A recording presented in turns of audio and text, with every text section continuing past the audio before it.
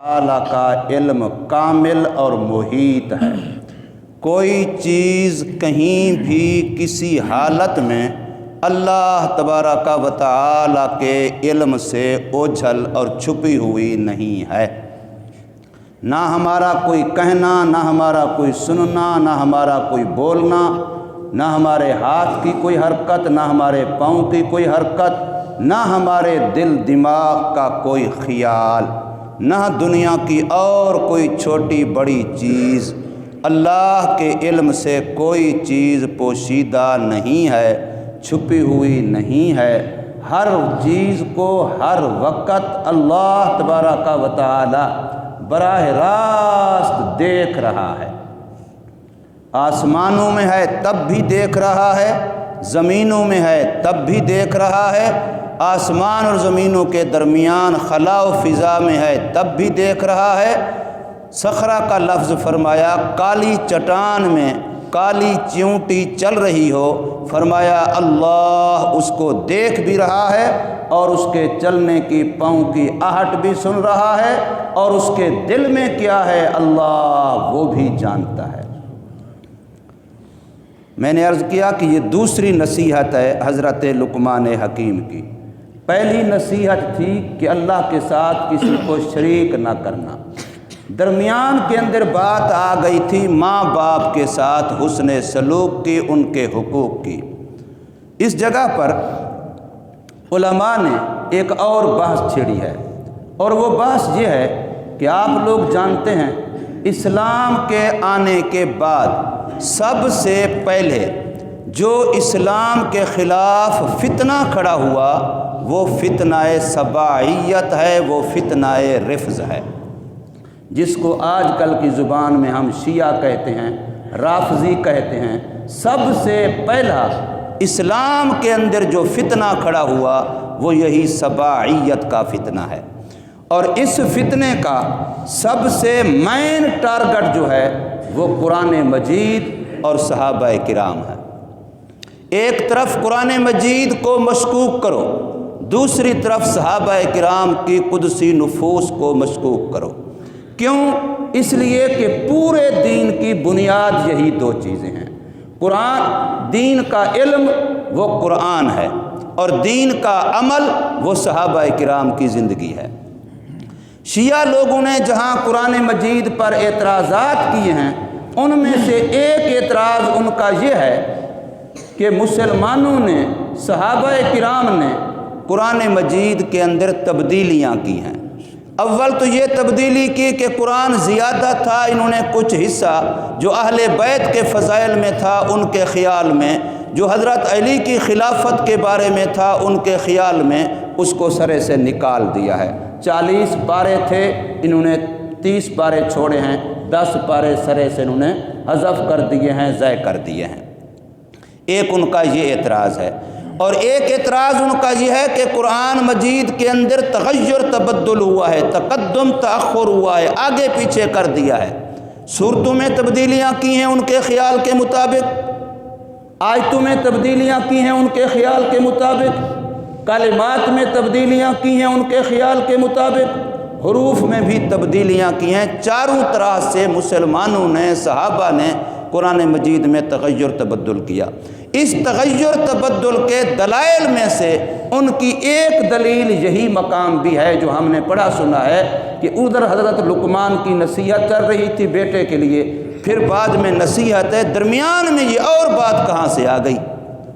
جب نصیحتیں تھیں تو پھر ساری نصیحتیں ہی چلتیں، پہلی نصیحت کے بعد درمیان میں جو اور بات آ گئی، یہ دیکھو یہ دلیل ہے کہ انہوں نے اپنی طرف سے ترتیب میں تغیر تبدل کیا ہے، انہوں نے خود ہی درمیان میں یہ بات گھسیڑ دی ہے۔ ورنہ تو جب نصیحتیں حضرت لقمان حکیم کی چل رہی تھیں تو پہلی نصیحت کے بعد دوسری نصیحت ہی ہونی چاہیے تھی، درمیان میں یہ بے جوڑ بات جو آ گئی ہے، یہ نشانی ہے، یہ دلیل ہے کہ صحابہ کرام نے قرآن مجید میں الیاذ باللہ تغیر تبدل کیا ہے۔ ہمارے علماء جنہوں نے حدیث کی بنا قرآن مجید کے عنوان پر محنت کی ہے، ان میں سے آخری زمانے میں جو قریب زمانے کے تھے مولانا عبد الشکور مجددی لکھنوی رحمۃ اللہ تعالی علیہ، انہوں نے حفاظت قرآن کے نام سے مستقل کتاب لکھی ہے۔ اس کے اندر حضرت نے لکھا ہے کہ 200 روایات شیعہ کی کتابوں میں ان کے اماموں سے ان کے بقول ایسی موجود ہیں جو ان کو بتلاتی ہیں کہ یہ قرآن اصلی نہیں ہے، یہ قرآن وہ حقیقی وہ قرآن نہیں ہے جو اللہ نے نازل کیا تھا، بلکہ اصلی حقیقی قرآن 12ویں امام کے پاس غار میں ہے، جب وہ آئے گا تو اس وقت ظاہر ہوگا، جس وقت تک وہ نہیں آتا اس وقت تک تقیہ کرتے ہوئے شیعہ بھی بسا اوقات اسی کو پڑھتے بھی ہیں، اپنے بچوں کو پڑھاتے بھی ہیں۔ 200 روایات ان کے اماموں کے بقول یہ حفاظت قرآن نامی کتاب کے اندر مولانا عبدالشکور مجددی لکھنوی رحمۃ اللہ تعالی علیہ نے مختلف علماء اور کتابوں کے جو متقدمین حضرات کی ہیں ان کے حوالوں سے لکھا ہے۔ اور ایک روایت بھی شیعہ کے کسی امام سے یہ شیعہ کی کتاب میں نہیں ہے کہ یہ قرآن اصلی ہے حقیقی ہے، ایک روایت بھی ایسی نہیں ہے۔ اس لیے ان کا پہلا ٹارگٹ قرآن ہے۔ کیوں؟ اس لیے کہ قرآن دین کی اساس ہے، دین کی بنیاد ہے، دین کی اصل ہے، لہذا اس کو مشکوک کرو، مسلمانوں کا انسانوں کا اعتماد اس سے اٹھاؤ، خود بخود دین ختم ہو جائے گا۔ اور اسی طریقے سے صحابہ کرام رضوان اللہ تعالی علیہم اجمعین وہ قدوسی نفوس ہیں کہ آج اگر ہم سے کوئی پوچھے کہ سرکار مدینہ صلی اللہ علیہ وسلم وضو کیسے کیا کرتے تھے تو ہمارے لیے نمونہ صحابہ ہے، وہ ہمیں بتائیں گے۔ اگر حضور صلی اللہ علیہ وسلم کی نماز ہم جاننا چاہیں گے تو حضور صلی اللہ علیہ وسلم کی نماز وہی بتائیں گے جنہوں نے آقا صلی اللہ علیہ وسلم کے ساتھ نمازیں پڑھی ہیں۔ تو صحابہ کرام سے پوچھیں گے ہم کہ حضور صلی اللہ علیہ وسلم نماز کیسے پڑھا کرتے تھے۔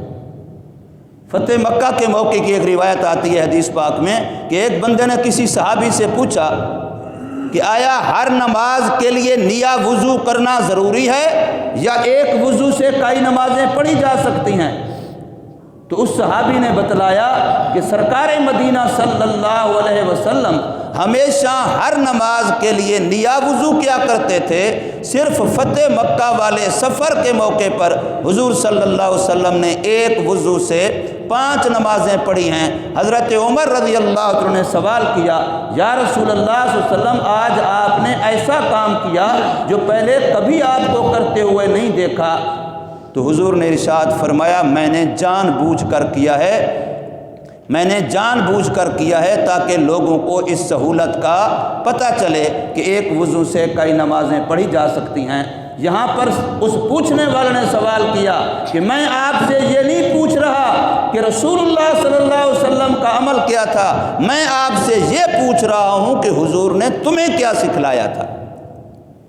تو انہوں نے بتایا کہ ہمیں یہی سکھلایا تھا کہ ایک وضو سے کئی نمازیں پڑھی جا سکتی ہیں۔ تو اب اس سے نقطہ یہ نکلتا ہے کہ امت کے لیے نمونہ صحابہ ہے، امت کے لیے معیار اور کسوٹی صحابہ ہیں، اس لیے کہ سارے قرآن کو محفوظ کرنے والے بھی صحابہ، ذخیرہ حدیث کو محفوظ کرنے والے بھی صحابہ، غرض ہے کہ دین کے الف سے لے کے دین کی یا تک پورے دین کو محفوظ کرنے والے صحابہ کرام رضوان اللہ تعالی علیہم اجمعین ہیں۔ اگر اس طبقے سے اعتماد اٹھ جائے تو سارا دین مشکوک ہو جاتا ہے۔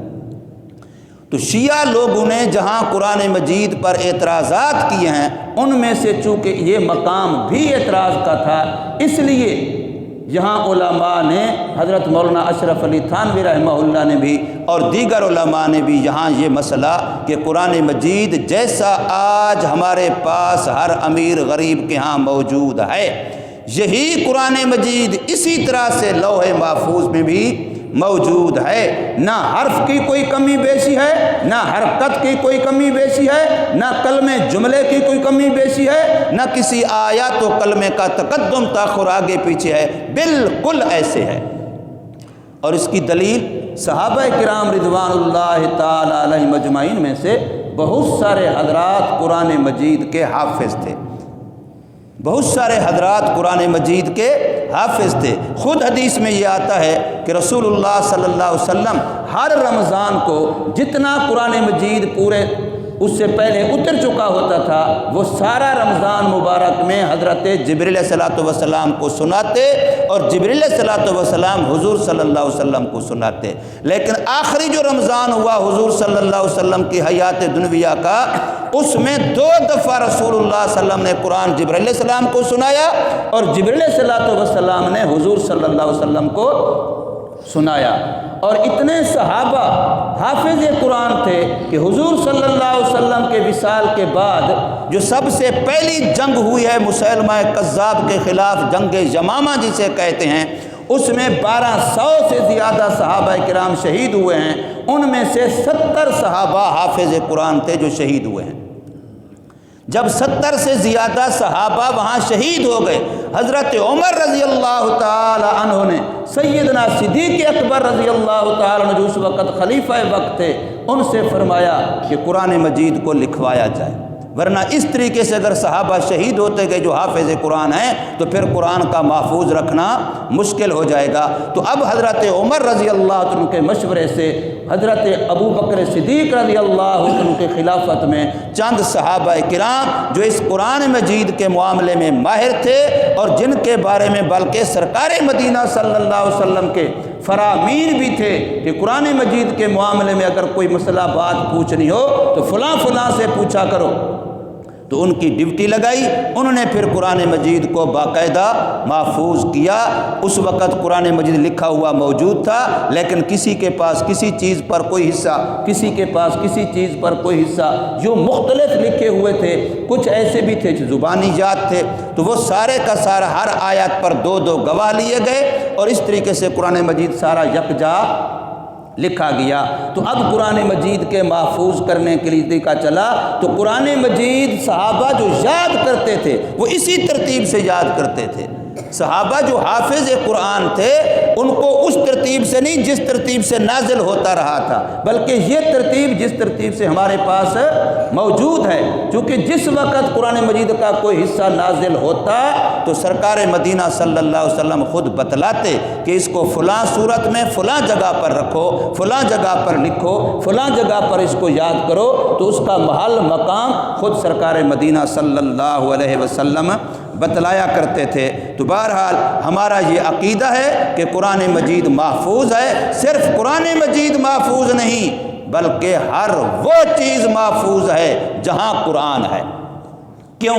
اس لیے کہ خود قرآن کہہ رہا ہے بل ہوا قرآن مجید فی لوح محفوظ، وہ لوح بھی محفوظ ہے جس میں قرآن ہے۔ قرآن کی صفت محفوظ نہیں بیان کی، اس لوح کی صفت بیان کی ہے، اس تختی کی صفت بیان کی ہے۔ تو جب وہ تختی محفوظ ہے جس پر قرآن ہے تو وہ سینہ کیسے محفوظ نہیں ہوگا جہاں قرآن ہے؟ وہ سینہ کیسے محفوظ نہیں ہوگا جو جہاں قرآن ہے؟ وہ گھر بھی محفوظ ہوگا، وہ جگہ بھی محفوظ ہوگی، وہ شخص بھی محفوظ ہوگا، وہ ادارہ بھی محفوظ ہوگا جہاں قرآن ہے۔ اس لیے قرآن کی حفاظت کی ذمہ داری بھی اللہ نے خود لی ہے، اور ذرائع قرآن، وسائل قرآن، قرآن مجید کو محفوظ کرنے والی چیزیں، ان کی بھی حفاظت کی اللہ پاک نے ڈپٹی اور ذمہ داری خود اللہ نے اپنے ذمے لی ہے۔ اللہ تبارک و تعالی ہمیں سمجھ نصیب فرمائے، عمل کی توفیق۔